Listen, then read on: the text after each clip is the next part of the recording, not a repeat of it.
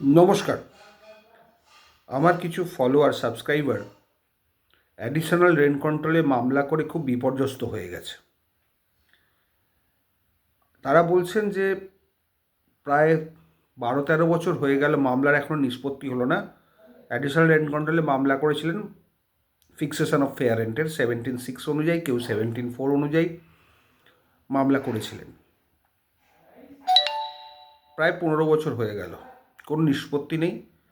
এটা আলিপুরের ঘটনা, কারণ ওখানে সপ্তাহে 2 দিন করে অ্যাডিশনাল রেন্ট কন্ট্রোল বসেন। কেউ টাইম চাইলে সঙ্গে সঙ্গে টাইম দিয়ে দেন, কোনো রকম ডিসপোজাল নেই, শুধু বসার কথা বসেন। এখন কি করবেন ওনারা মতামত চেয়েছে। দেখুন, এটা সবকটেরই একই অবস্থা, এবং এটাকে মোস্ট নেগলেক্টেড পার্ট করে রেখে দিচ্ছে গভর্নমেন্ট থেকে। এখানে যারা বসেন তারা কেউ জুডিশিয়াল মেম্বার নয়, অ্যাডমিনিস্ট্রেটিভ মেম্বার।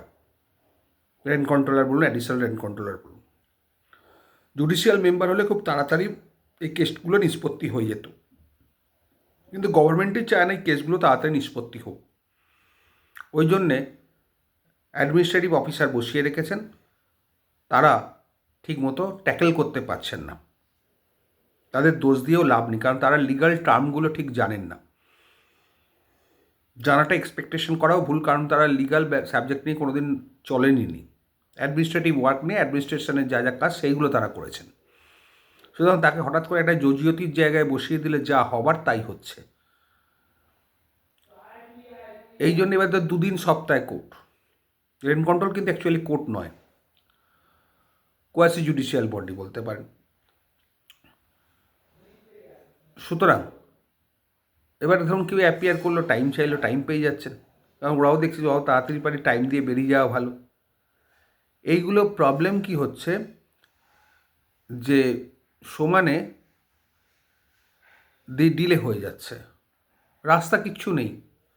আপনি যেটা করতে পারেন, খুব জোর হাইকোর্টে একটা 227 করুন, যাতে তাড়াতাড়ি এআরসি ডিসপোজ অফ করে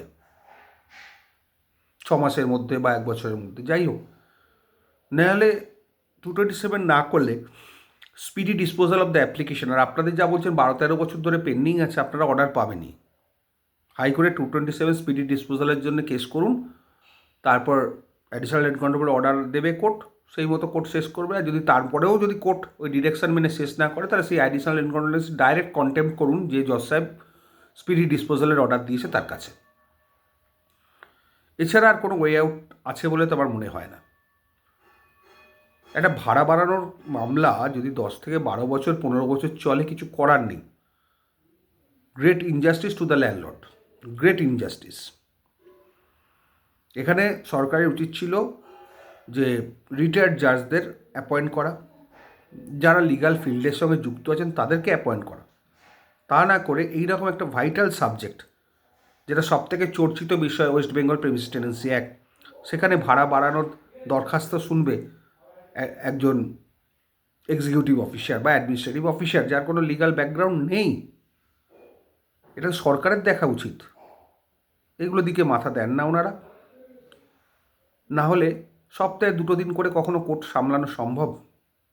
আরও পোস্ট দেওয়া হোক, সেটাও দেবেন না। তাতে যা হওয়ার হচ্ছে, সাধারণ মানুষ হ্যারাসড হচ্ছেন। এই অবস্থা হয়ে গেছে কোর্টের। আপনারা হাইকোর্টে 227 করুন, তাহলেই আপনি রিলিফ পাবেন, আদারওয়াইজ কোনো রিলিফ নেই। ভালো থাকবেন।